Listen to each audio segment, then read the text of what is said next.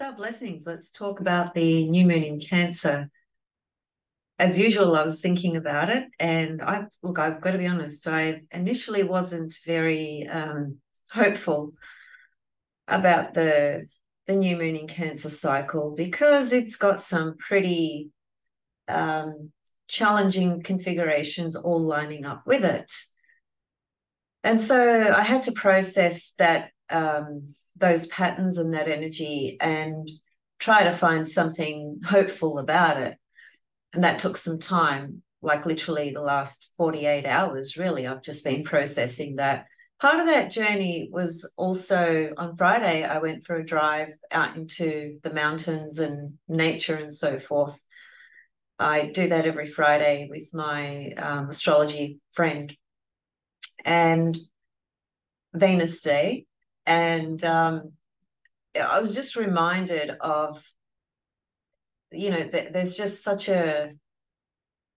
much chaos on the planet, and it's often very difficult to counteract the anxieties and the uncertainties that come up in all of us relative to what we are witnessing. And that's largely connected to Neptune in Pisces as well. But yet, I was out in the mountains, out in nature, forest everywhere, and because I was present in that environment, it was literally like there was nothing going on in the world. There was no chaos.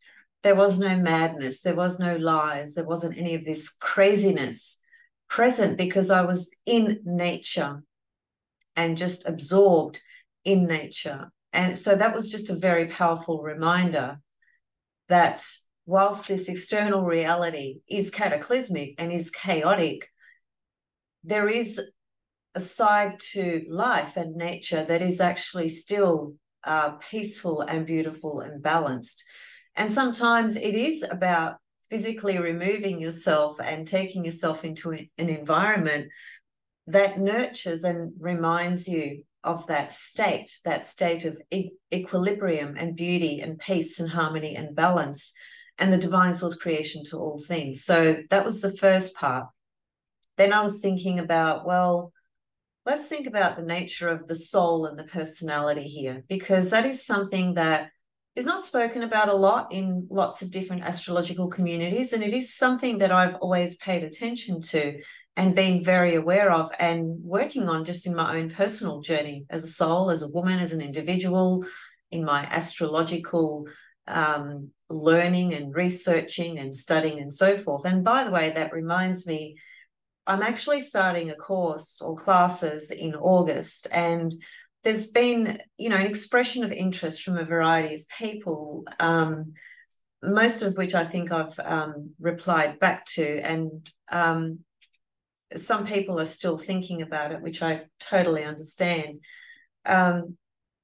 And look, it's not for another 6 or 7 weeks really until I start. So you do have time to think. But I'm going to actually send another email because I have some updated information about that will be useful from a practical perspective. And so anyway, I'll shoot that out to the people that have expressed interest. And so if any of you were not aware of it or are still sort of sitting on the fence and thinking about it, just let me know anyway that you are thinking about it. Send me an email because then I can include you in the email that I'll be sending out next week with just some changes that I think, will be helpful.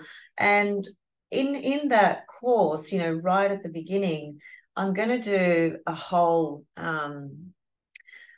session on the soul and the personality and the integration, right, of the soul and the personality, because through esoteric astrology and evolutionary astrology, that is such a big component to understanding who we are and why we're here and how we are working towards that integration. So email me if you're interested in doing these online Zoom classes. And just to that, I also want to say, and I've sort of mentioned this already, but just a reminder that even though, the first few weeks are going to cover well, first of all, the fundamental building blocks of astrology. If you don't have the fundamental building blocks, you'll forever be lost in everything else you're looking at. That's just a given. People rush ahead to want to understand certain components of astrology, whether it's transits, progressions, specific cycles, phases, and so forth. And a lot of the time, it's challenging to understand the nature of any of those topics, for instance, and many more, because your foundation is not there. When the foundation is not there, you can't go to bigger picture stuff and then try and work your way through that. You really need the foundations, and that's Saturn, you see. So it takes time to build the knowledge and the understanding and the wisdom and the teachings. And if you don't have that foundation in there, it's going to be very difficult. And so that's why I'm starting with the foundations.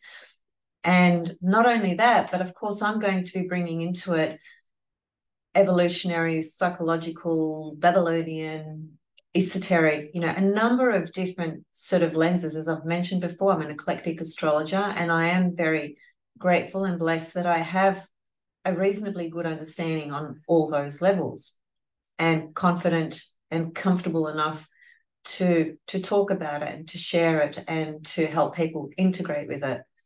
So putting that aside now, just email me if you're interested. But I was thinking about the soul and the personality, just even for this new moon at the moment, because the new moon is in Cancer, right?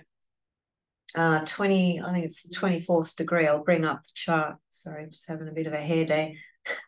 I'll bring up the chart in a minute. There's some really, as I said, really challenging aspects to this. And once again, I started with the story of, being in nature and feeling at peace when I was surrounded by mother, right? Mother nature. And the fact that whilst there exist a lot of issues with things that are labeled as global warming and so on and so forth, we know there's a lot of things underneath that that are greater truths than what's being presented on the surface. So what I'm getting at is that Mother Nature is always in perfect harmony and balance. She just is. There's just no two ways about it.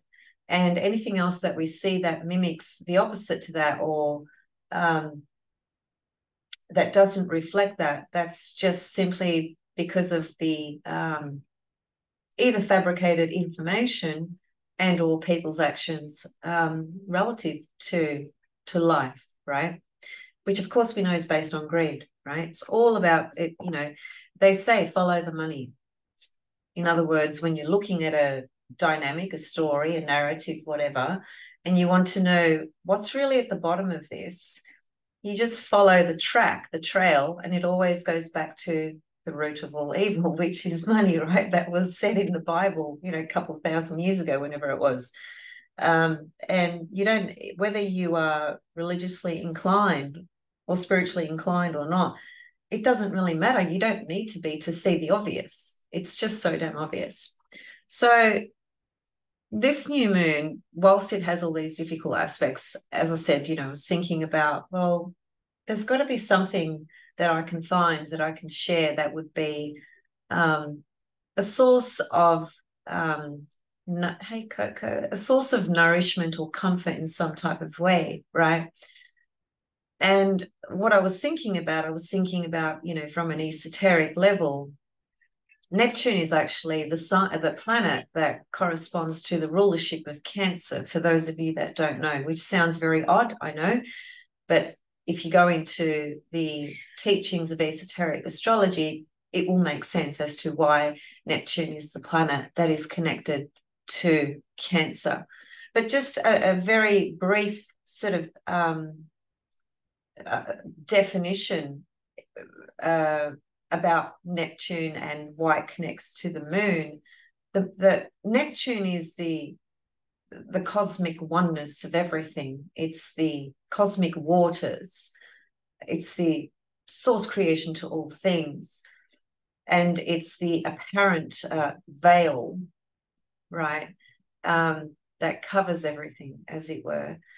And Cancer is the cosmic sort of emotional waters, but on that personal level as we each identify with it. And so Cancer, therefore, becomes this vehicle of the form, right? The form that we create, the form that we are, as it were, in our physical dimension. And that's part of the reason why Neptune corresponds to Cancer, because Neptune is the cosmic womb, the cosmic mother, the cosmic oceans, right? And Cancer does connect to that, right? From the level that I just said. And also, even in evolutionary astrology, the moon is often understood and referred to as the ego or the personality, right? Which sounds bizarre because we normally think of the sun sign as the ego and the personality, and it is, but it's also spirit. The moon, however, is so linked in with this component of ourselves, which is the form, which comes from the cosmic ocean, Neptune, right? Spirit, oneness. It is born, that is, the soul is born, and it needs a personality, right, to project through and experience itself. That's why the moon is said to correspond to the ego, as it were, right, in evolutionary astrology. And that's why when you are working with evolutionary astrology and you're looking at the position of Pluto, you, from an evolutionary perspective, you can just do a whole reading on the position of Pluto, the moon, and the moon's nodes. Then you can add in the rulers, the houses, etc., etc. But the moon is your identity. Okay, it's your ego identity that takes on the persona, as it were, that Pluto, the soul, right, speaks through, is birthed through, is animated through, for instance. So can you see the links here, even from esoteric and evolutionary? It's a very similar concept, basically. So just something I'd like to read here. This is in reference to the integration of soul personality. And this is important because this new moon in Cancer is opposite Pluto, right? Which is why I'm bringing all this up. So we've got Pluto being opposite the new moon is, you could say, is the collective soul, and then it is the individual soul.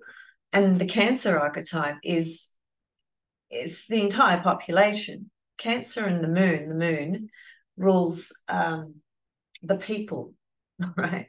Saturn rules the government that control the people, right? So this Cancer energy is speaking to the whole populace, right? All of us in some, some very meaningful way. And the opposition to Pluto is the ultimate test and test of initiation into our own inner sense of security. Cancer, because Cancer, quite apart from the other things that I highlighted, corresponds to our own internal sense of security, which is based on our projected personality and how we experience life. So when Pluto opposes the moon, actually, before I go there, I just want to read this. In the context of soul integrating with personality, this is where this is drawing out from. So it's the last paragraph, and hopefully it doesn't sound out of context, but let's see. There's quite a few paragraphs before this, but I'm not going to read them all. So I'll just read this final one. Everyone is now making a choice. And bear in mind, this was written a very long time ago. It was published on a website in 2013, but it was written even way before that. Because a lot of these teachings come from Alice Bailey, right? And then came from other sources like Alan, I've just forgotten his surname, it's just escaped me, but the wonderful astrologer who passed just about a year or so ago. He did a lot of work on esoteric astrology and so forth. So there's a few sources, but the main primary sources do come from the Alice Bailey collection. Everyone is now making a choice as the planetary vibrations continue to increase. And that could not be further from the truth at this point in our life experience, and especially in the last 3 years, right? All old and rigid structures and systems across the earth either change their bases of operations to one of love, or they crumble and cease to be. Now, I find that incredibly inspirational. The messy part about it, however, is what we're seeing on the planet, because the crisis and the chaos has come to climax to the degree that it has because of the lack of unconditional conscious love in our heart and in our way of life, in our actions, in our everything. Because what has taken over that is greed. Greed for power, greed for money. So this is saying that everything is going to crumble that does not vibrate and resonate with the frequency of truth and love. And you don't even need to believe me. You just need to take a look around. It's so damn obvious. Then it goes on to say all buried thought and emotion is being released individually, nationally, internationally, and planetarily. Remaining karma is being balanced out across the face of the earth, and everyone who chooses love and light, everyone who chooses love is light, ending up as their vibrations move into higher frequencies. It is time to step free of fears and the myriad of belief patterns that keep us boxed in a world of structure and control. It's time to move forward in trust and faith, knowing there are worlds beyond what our eyes can see. Now, this is a section taken out of esoteric teachings, which is distinctly connecting to our experience in this earthly life reality world and how we are working towards this integration of personality and soul, aligning that journey, right? Aligning the two. And in other words, what that's saying is that alignment has gotten so far away. The soul is over here and the personality is on the complete opposite side. Hence the effing chaos around the entire globe, because that alignment it's just gotten way out of balance, very simply put. And it's suggesting here that the more people stay out of sync and out of balance with that, the more they're going to experience this chaos that is evident on the planet right now. And the more we can tune into that higher frequency of love without the fears and the anxieties and the uncertainties, they're always there to some extent. You can never eliminate them completely, but you can go beyond them into a land, a landscape, a sphere, whatever you want to call it, where none of that exists. And I had a moment of that just the other day when I was out in the country, for instance. None of this madness existed there. Literally, it was this tiny little coffee shop on a mountain. There was nothing else around there, just some houses, people who live around there. And there were all these like little old ladies working in a little gift shop where I bought this, by the way, which I loved. It's just so Venus. It's pure silk, just to change the subject. Pure silk, and it was only $15, right? Just incredible. Anyway, and there's just these little old ladies working there, and they were just from another generation altogether, and they were just, they reminded me of how life was, even, just 10 years ago or something like that. So The next thing I did to get more of an answer of this new moon chart, which I will bring up in a moment, I've invested in some cards recently, and they are called the Bahenian Fixed Stars. That's the card deck. And there's 15 of them. There's 15 Bahenian fixed stars. Now, there's lots of fixed stars, so many that you would go completely crazy trying to keep track of them all or learn about all of them.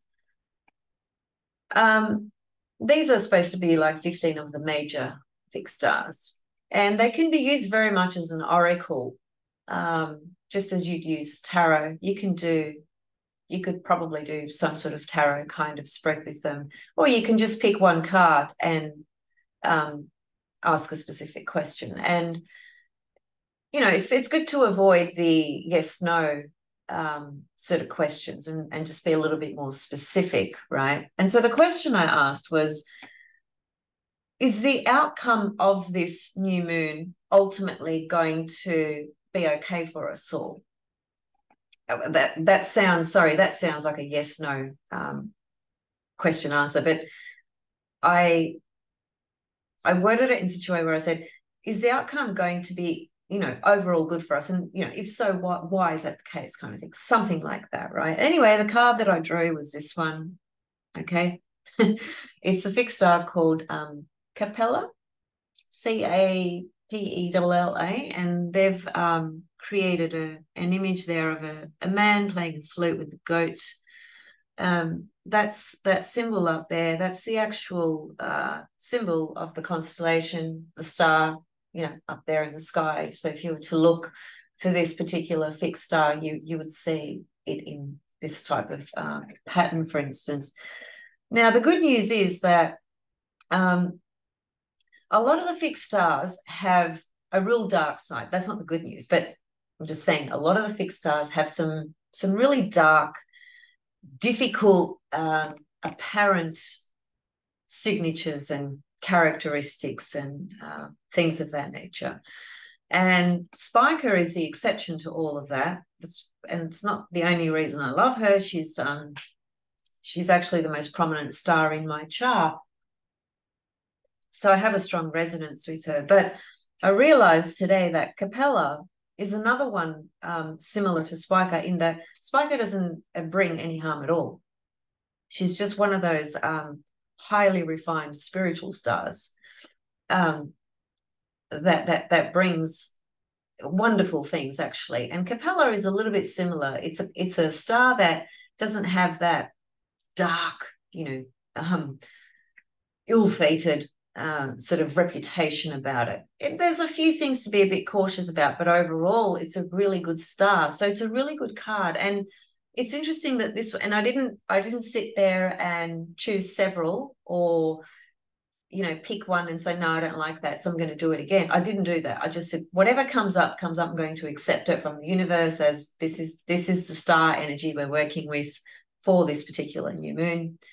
And there's a lot of different aspects to the mythology that connect to this, but overall it's got to do with nurturance, actually, which I thought, wow, thank you, universe speaking, directly, right? When you ask and you are open to receive, you receive exactly what's there, and it just aligns. It integrates, it aligns, it matches. It's just the vibration, because Cancer, of course, is about nurturing, right? Ourselves, others, family, etc. And this card has a lot to do with that. And one of the myths that connects to this particular star is the goddess Rhea. Was it Rhea? Yeah, Rhea, who's the mother of Jupiter. Zeus, yes, the mother of Jupiter. And in part of that story, she had to hide him and conceal him, and in order to protect him and so forth, because there were forces, entities, things, that didn't like or wouldn't have liked what had happened, and they would have tried to kill him, so to speak. So it's a card that speaks to nurturance, protection, guidance, and mentors. And it's a card that a star that has an energy about it that creates a lot of curiosity And that could be the shadow side if that gets out of hand, right? That your curiosity just becomes this thing where your energy and your mind is so scattered because of the sheer nature of curiosity, and that is, you're listening to this, you're reading that, you're looking at that, etc. And what the guidance around this is trust that you are being guided and supported by not only the universe, but actually certain people in your life. Now, it could be a parent, it could be a close family member, it could be a close friend, it could be your astrologer, it could be some type of mentor, and it could be a few of those people. And this card is saying, relative to the outcome of this new moon, there's something safe that's protecting us, and it'll all be okay in the end. But there is going to be some really rough waves to ride with this new moon cycle, without doubt. So anyway, I thought, well, that's encouraging that this card came up, because it's this card with this particular star. It's a really positive star, so it's a positive omen, right? In other words, let me share my screen and just bring up the chart and just unpack just a few things here. So this is the new moon. This is a chart for Melbourne. So never mind the position of everything. The best thing to do is to always look at, where does this new moon land in my own chart, right? Because then you personalize it, bring it down to your personal story, your life events and so forth. Having said that, from a collective perspective, we're looking at a new moon in Cancer, which is quite a volatile, sensitive new moon, without question, opposite Pluto.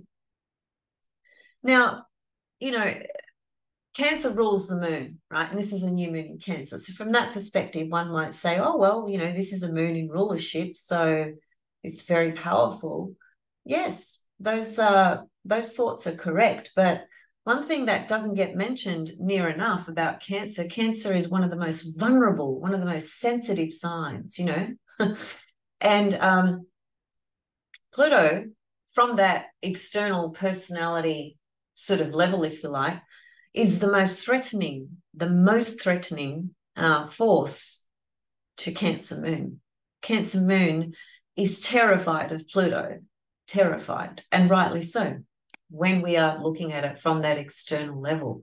And so just a short story about a matter that I know is, without question, is a collective issue, and certainly something that I'm noticing a lot here. And I've got people in my personal life who I know are having this personal struggle. I think this Pluto opposite the new moon is also highlighting the crisis in home, in rental, in finding a home, in being able to rent a property, or whether it's public housing or whatever it is you're going into. We've just got this massive crisis, right? We've got so many homeless people now. The demographics of homeless people, generally broadly speaking, has often been connected to individuals or groups of people that would be classed as a lower economic society group of people and so forth. And I'm not making a judgment about that. I'm just simply saying that demographically, it seems to be that people who, there's a lot of mental health, drug and alcohol, not having been educated, not having, specific types of employment and so forth. And, it does narrow your chances a lot, to create that security. It's a bit of a false security, right? Because nothing, at the end of the day, nothing is 100% secure. And that's a fact. And anybody who says that, that's bullshit, well, then, they're a legend in their own world. What can I say? Because insecurity is there for all of us in some kind of way, because we live in a world where nothing is permanent. And we cannot control most things, let alone everything. So Cancer is an archetype that is so much connected to our own inner security, the reality of feeling secure within ourselves, within our home, where we are, where we live, how we can create that protection around us and so forth, right? And here comes Pluto right opposite the new moon, and it just smashes, you know, that energy out the ballpark. It will highlight on a collective level quite a few different themes. I'm sure of that. And most certainly it will amplify the crisis of accommodation, right, which is happening all around the globe. And that's not going to be resolved, even though I've picked this card for this new moon. That issue is a huge issue, and that's going to take a long time to remedy and rectify. And I think the Pluto opposite here is just going to show the undeniable deep crisis, you know, that people are feeling relative to those sorts of things. The other thing, of course, here is that where is it? Where am I? There we are. Eris is square the new moon, and of course she's still square Pluto. And Eris is, you know, archetypally we have an understanding of what that archetype represents, and it is chaos. There's no question about it. You can't make it something that it's not. Eris is complete chaos, which is why we're seeing what we're seeing and have been for a while. And to individualize and personalize the Eris archetype is a very difficult thing to do, because she's not been around long enough for us to really to research that and really see how that energy might be playing out individually. Some people might intuit some things about it, sure, I don't deny that, but overall she's really speaking to the collective chaos. So she is square this new moon, and so is Chiron. So you've got three hard aspects and planetary energies that are, you know, the opposite to easy. You know, with Chiron, obviously the potential is for us to continue working on our own insecurities and wounds and things of that nature. But Chiron being square the new moon, it's a square aspect. So it's an energy or a portal of annoyance, uncomfortability, you know. It's so therefore it will highlight what we are still insecure about, you know. New moon in Cancer, it's connected to our insecurities. And Pluto is, you know, it's that X-ray vision that just exposes everything and just shows it for what it is. So whilst there is a darker side to this in terms of the crises that are going on the earth plane, we also can choose to work with this in a way to build our own inner sense of security. Because if we rely on obtaining security from that external reality, which is the case always for infinity, but more so in the present, and certainly in the last 3 years, if we are looking for that security externally of us, we're in trouble, because it's not there. It's just simply not there. And especially in the times we're living in at the moment. So what is the initiation here with this new moon? The initiation and the call and the invitation is keep working on your own inner security and trusting in the divine process, Neptune trine the moon. And Neptune, let me think. Neptune, yes, that's right, thank you. As I said before, Neptune is the esoteric ruler of Cancer. So there's another link here, which I started off by talking about that at the very beginning, that Neptune, cosmic mother, cosmic ocean, source to everything, is the planet that distinctly and specifically connects to the sign Cancer in esoteric astrology. So there's the veil, and over here Cancer is the form. And this is oneness, truth, spirit, divinity, forming a trine aspect, which is helpful. It's helpful. Neptune is never an easy energy, a portal. It's the trickiest, actually, literally the trickiest, because it can be the most confusing and the most difficult to just be clear about. It's usually the opposite. We're usually so unclear. We think we're seeing one thing and then we're just blown away at some point with that thing that we thought we saw that just doesn't exist. That wasn't it at all. We were just looking through Neptune lenses.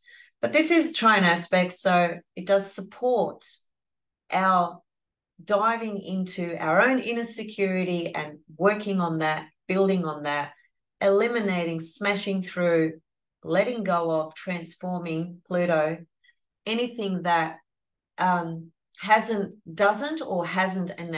enabled us to integrate and work on our own inner security, because we've been so focused on the external. Capricorn, which is our external reality, Cancer's our internal reality and security.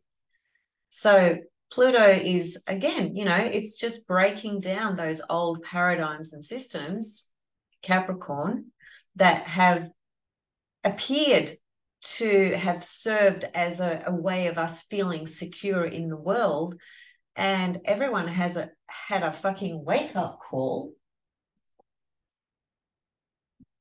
The lights are just, everything goes weird in this. I've got transiting Uranus in my 4th house, had it there for a few years. Sorry to sidetrack, but those of you that have it would understand. I've just had the weirdest experiences with Uranus in my 4th house. A lot of unpleasant ones as well, I might add. But then little weird ones like that where lights just go on and off. Then again, the light thing, believe it or not, connects to my dad in the spirit world. That's another story. I'll leave that aside for now. So that I saw him in a dream this morning, and Cancer family, my father. My father was my mother and my father. So, so this energy is really just an invitation to go deeper into creating deep roots into our own inner security. And Pluto's just going to, on that surface level, it will create a lot of insecurities for a lot of people and the world at large, with different sort of trends and themes and storylines that are going on. But from our own personal perspective, that Pluto too can show us where we need to dive deeper into our own internal security. Because as I was saying, if we rely on the external form that we've created or that we are a part of in some kind of way, we're doomed. We're doomed to feel uncertain and threatened all the time, because even when this shit show passes, which it will at some point, the point of the external reality never being the ultimate source of security will still be there. It's, as I said, for infinity, because it can never bring to us that deep, right? That deep security, because it's subject to change and it's subject to impermanence, period. That's not a personal opinion. That's a fact. We all know that, right? So from that personal level, I think this is what we can work on, right? Just to work more deeply at building our own inner security. And it couldn't be a more important time to do this from the level of what's happening out there, because everything that's happening, sadly, is, it's not about compassion and encouragement and bringing, people together and harmony and peace and love. It's the opposite of all of that. It's all about control, fear, anger, deception, fabrication, lies, denial. All that stuff is just blown. It's just exploded, right? Exploded everywhere. We know that. We can see it. And why? Because Pluto is at the last degree of Capricorn. Now, I realize that Pluto goes back into Aquarius, beginning of 2024. But I didn't see this until just recently. Pluto actually goes back into Capricorn again next year. So I thought that Pluto's retrograde journey back into Capricorn, I thought this was the last time, but it's not. We're going to have another window of that next year. And so that's why I wouldn't expect much to really settle down at all. Even beyond that, it'll settle down a little bit, but not a great deal, right? Because Pluto is going to be in Aquarius, and that's going to be very, very critical with the things that are going on the planet. I was also thinking about Pluto in Aquarius, the polarity being Leo. And Leo, of course, is children. It's one thing it corresponds to. Now, there's a huge issue with children on the planet at the moment, isn't there, relative to indoctrination of specific ideals and so forth by certain groups, communities, Pluto in Aquarius. It's so freaking obvious. So we've got a lot more to see about all of that as well, but I'll speak more to that later, like maybe next year even, because there's just quite a bit to say about Pluto in Aquarius. But that was just something that I really came to crystal realization today, Pluto and Aquarius being opposite the Leo polarity. And of course, Leo corresponds to actors and drama and creativity. And Hollywood is in big trouble. We all know that. And because they are being exposed for who they are, they're not liking that at all. And just at another level of recently, apparently most of the actors have gone on strike, and that's all relative to conditions and, I don't know, salaries, conditions, money, treatment, all that sort of stuff, right? That's just another level of Pluto being opposite Leo, as it were, right? So we're going to see it in a lot of different pockets. One really positive thing, apart from the Neptune is a positive thing being trine the moon, but with Neptune, we always have to be careful that we are seeing things realistically.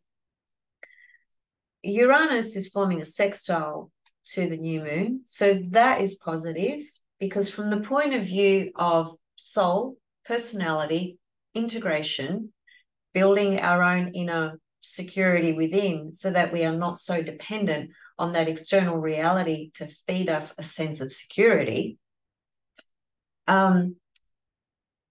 Uranus assists in this pattern here from the point of view of, it's really important actually, from the point of view of being just more authentic, just to put it very simply, authentic in our path, authentic in our sense of security, because the external security, which is false security, which is Saturn, isn't really authentic. It's a made-up thing. It's a made-up thing to sell you something. That's all it is, right? And you can apply that to absolutely everything. So Uranus speaks to authenticity, which is an authentic sense of security from within, Cancer. So that helps on our path of individuation.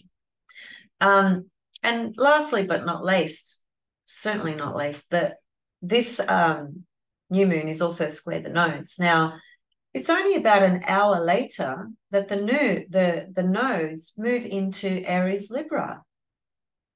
So the new moon, even though it doesn't show it in the exact moment of the new moon, remember a phase, right? New moon phase is, 45 degrees, which is a couple of days. So this new moon energy, from the point of view of aspects and phases, is there for a couple of days. Now, the nodes change an hour later after the new moon.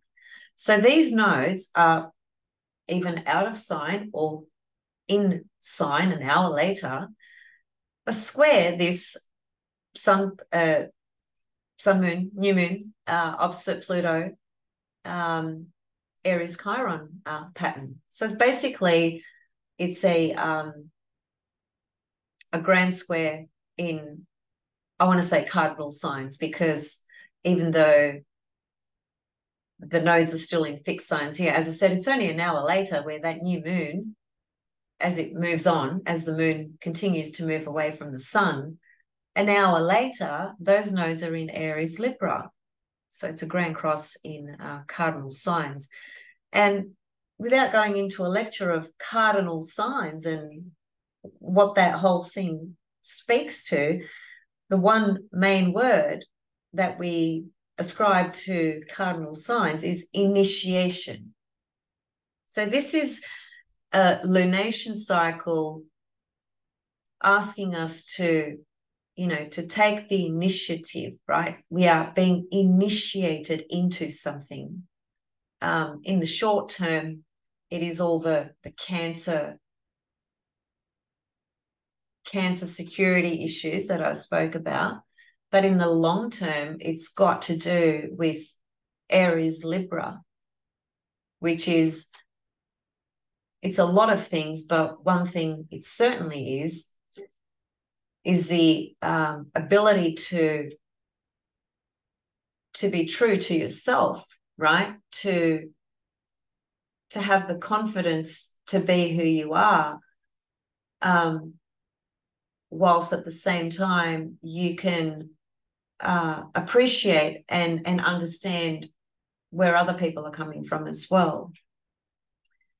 It's not an easy access, the Aries Libra, because of course they're opposite each other. Every polarity is, but one is ruled by Mars, one is ruled by Venus, which is the same as what we've had with the North Node in Taurus and the South Node in Scorpio. This nodal cycle that we've been going through for the last 19 months has been ruled by Venus and Mars as well. And the next one we're going into is also ruled by Mars, Venus.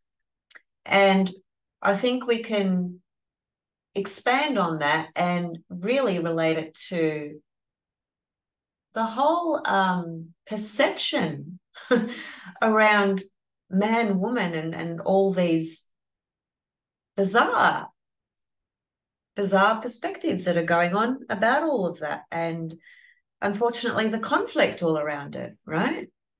And the Venus star point that ingressed into Libra, October 2022, is part of this picture as well, because that Venus star point ingressed into Libra. So it's, whilst it's ultimately striving to integrate further balance collectively, it's also showing the utter imbalances that exist in the psyche of the collective and in the psyche of every individual in some kind of way. So there's a few, layers. As always, nothing is happening in isolation, and there's always larger cycles to consider and so forth. The other thing I want to speak to very quickly is Mars conjunct Pallas Athena. I was thinking of coming back and doing a separate video for this, but maybe I won't. Maybe I'll just make a few comments today about it. I really appreciate this energy here, because Pallas Athena is, we know, the goddess of wisdom, the daughter of Zeus, Jupiter, born out of his head. She's the feminine counterpart of wisdom. She speaks to so many different things, but some of the things are strategic abilities, skills, creative intelligence. She's a warrior goddess, but she used her intelligence and wisdom to come up with the best, methodologies, formulas, skills, just designing, right? Designing everything in a way that's going to be victorious, because she was the one there that was ultimately defending Troy, right, in ancient sort of myth, history, culture, whatever you want to call it. She's a warrior goddess, and she's also the goddess that we ascribe to the Venus morning star, right? So she has that warrior spirit about her. And because she's so sharp with her intelligence and wisdom and so forth, imagine her in Virgo. She will be very, very in tune and very, very sharp. And it's good that she's there with Mars. Mars in Virgo is going to be very strategic as well. Mars in Virgo can be brilliant. I've seen it. I've got someone very close in my life who has Mars in Virgo, and just amazing with, strategies, details, and timing, and, all that sort of stuff. Mars can be a bit hot-headed on his own, but he's got the goddess of wisdom. They're both warrior archetypes, which is interesting. But in the sign of Virgo, Virgo is not the sign of the warrior per se. It is the sign that corresponds to improving, self-improvement, right? And just, working on things, working on ourselves, working on our projects and so forth. And that journey, of that conjunction between Mars and Pallas Athena is basically there till around about the 28th of August. So they're together the whole time Mars is in Virgo. Now, Mars is going to, and actually is already forming an opposition to Saturn. And that's a difficult aspect. And depending on which lens of astrology you look through, you'll hear different perspectives on it. Overall, it is a difficult energy because they are the two malefics. They are opposing each other. But don't forget that oppositions bring awareness to situations as well. So the initial encounter with Mars-Saturn might very well be experiencing delays or frustrations or blockages by things that you are trying to do, create, initiate, work towards, your goals, your passions, your desires, whatever it is, Mars. And the good thing is that that opposition only happens once. It's not going to happen 3 times, but it is in play for a little while. It's in play till about the 3rd of August, right? So it's not too long, but it's a pocket there of maybe some frustration. And realistically, the advice would be just be patient, keep on working on what you are working on. You don't need to stop what you are doing. I mean, it depends what it is in some way, but overall, the message would be keep working on Mars in Virgo, on what you are putting together at this time in your life. But just know that there's going to be what appears to be maybe some roadblocks or frustrations, not being able to move ahead on a particular project, some delays, things like that, right? It's very likely, that many people will experience that. But as I said, by the 3rd of August, Mars has moved on, and then it immediately forms a trine to Jupiter. As it moves away from being opposite Saturn, it forms a trine to Jupiter. Let me just clear those lines. So that happens, around the first week of August, I think it is. Mars picks up the trine to Jupiter. That's really helpful. And then it picks up a trine to Uranus, which is fantastic. And then finally, it'll basically make an opposition to Neptune, which is extremely tricky. I had a Mars-Neptune moment yesterday. Somebody deceived me with a product that I bought. I mean, I'm actually going to probably report these people because they're selling a product in the original packaging of what this product was, and it does look identical to the real product. And they just had it a little bit cheaper, not too much cheaper, a little bit cheaper. So I bought it, and when I opened it today, I saw that it wasn't the real product. And so anyway, I'm going to be taking it back and getting my money back, and thinking about what else I might do about that. But transiting Mars at the moment is forming an aspect to my natal Neptune. So that was Mars Neptune, me being dudded by somebody out there, right? Just that's how literal, right? And simple it can be sometimes, you know. We think we know things, we think we're wise, we think we're all over it, we can see through the BS. It's not always the case, you know. There's just so many scams going on, right? So many people nowadays, you know, the way they're able to cover things up, it's so difficult to know, you know, whether something is real and authentic and truthful. It is really, really difficult now, I think, more than ever.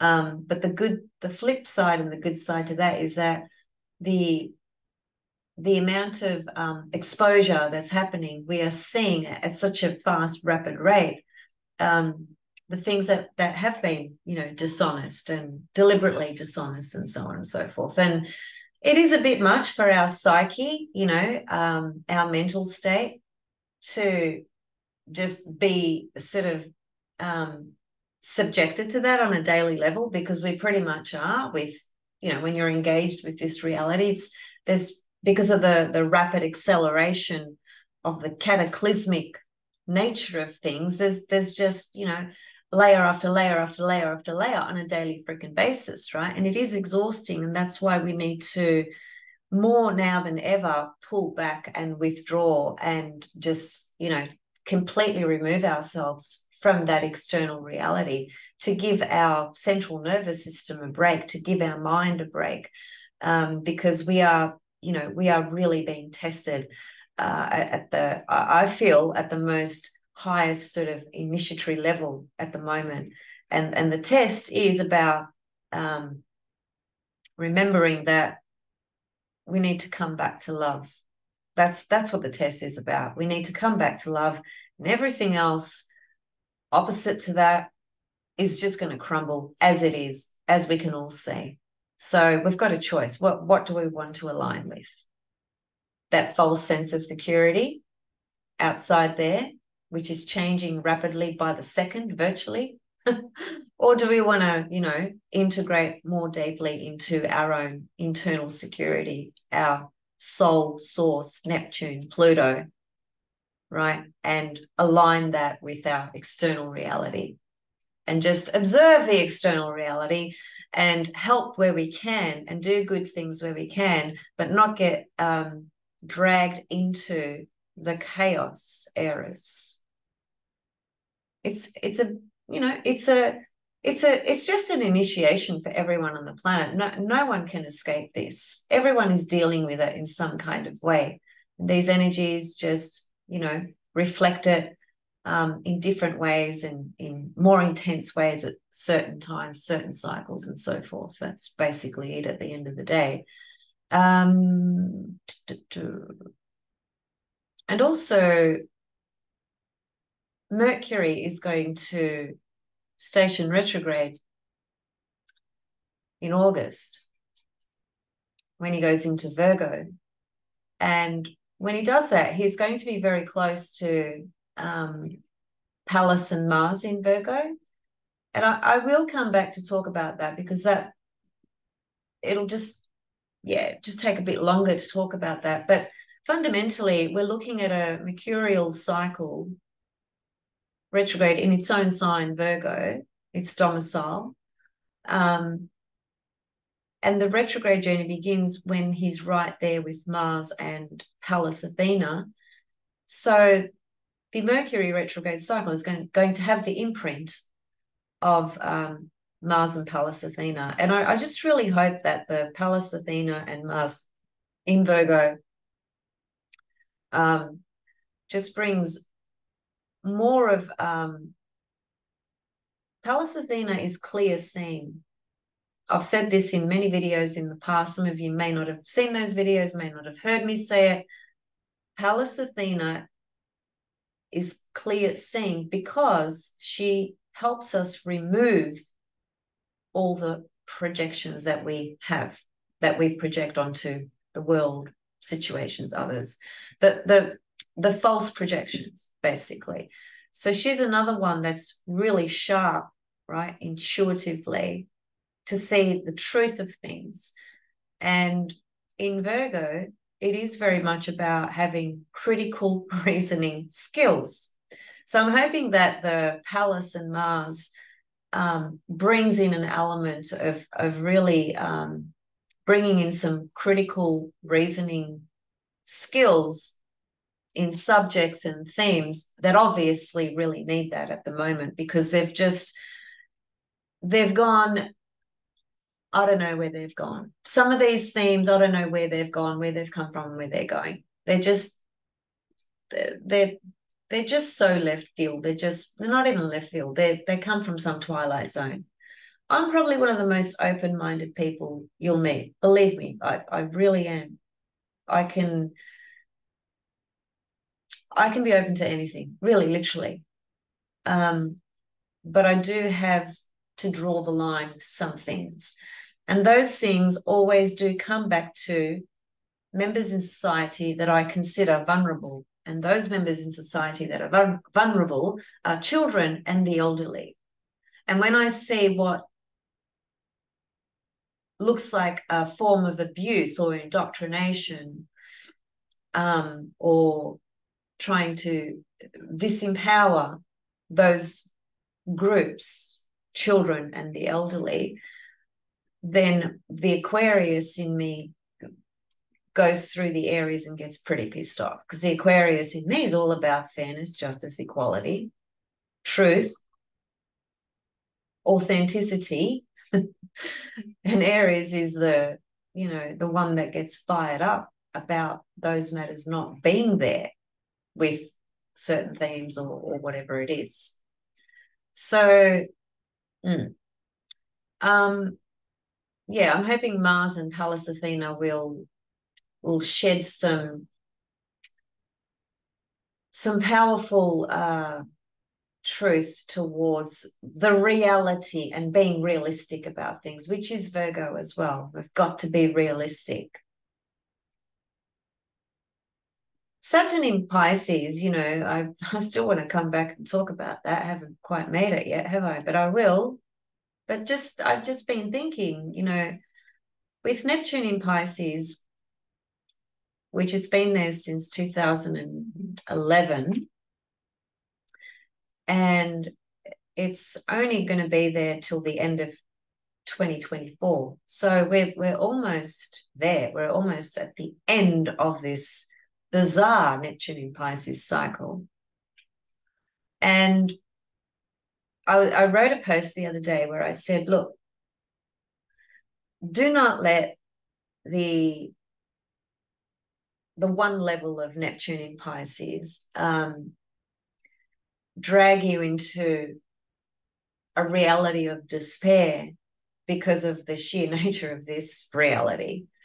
Because Neptune in Pisces is so tricky that things are not as bleak as they seem. Just remember that there are forces that have,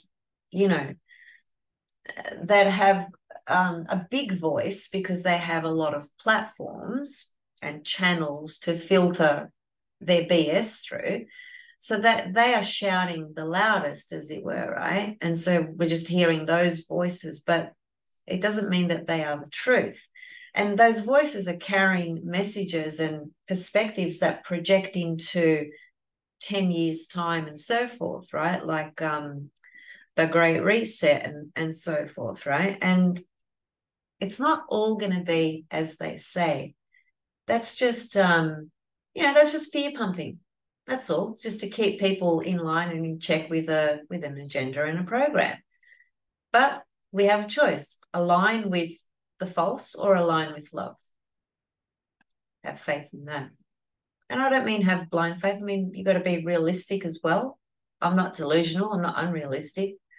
But I think it is important to choose, what you're going to trust, what is worthy of being in alignment with. Is it love or is it false fear? I think that's a pretty easy question to answer for all of us. But then we've got to do the work towards that, you see. That's the initiation All right, I'm out of here because I want to do some other things. Whew, yeah. I hope you can get something positive out of this reading for today, because it's not an easy energy that's coming up. Sorry.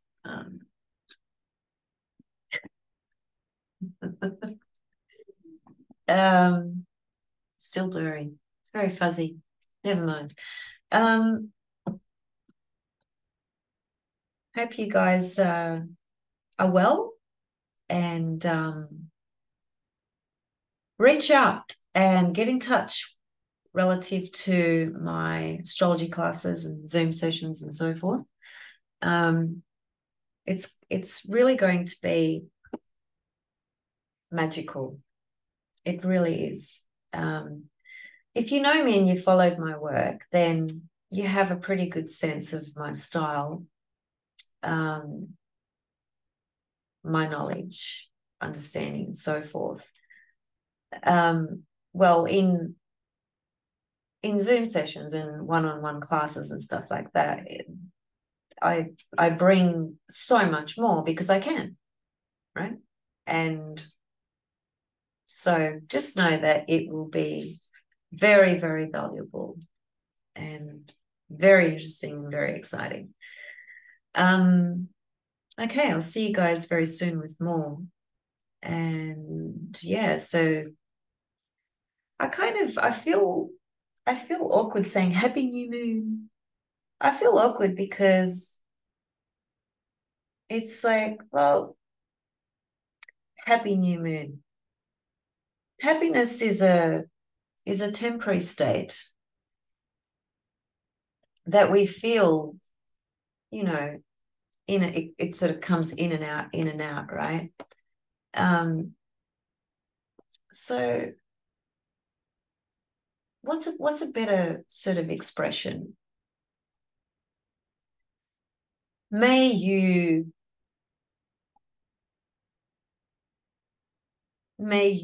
integrate into this lunation cycle in such a way that it serves your soul personality alignment.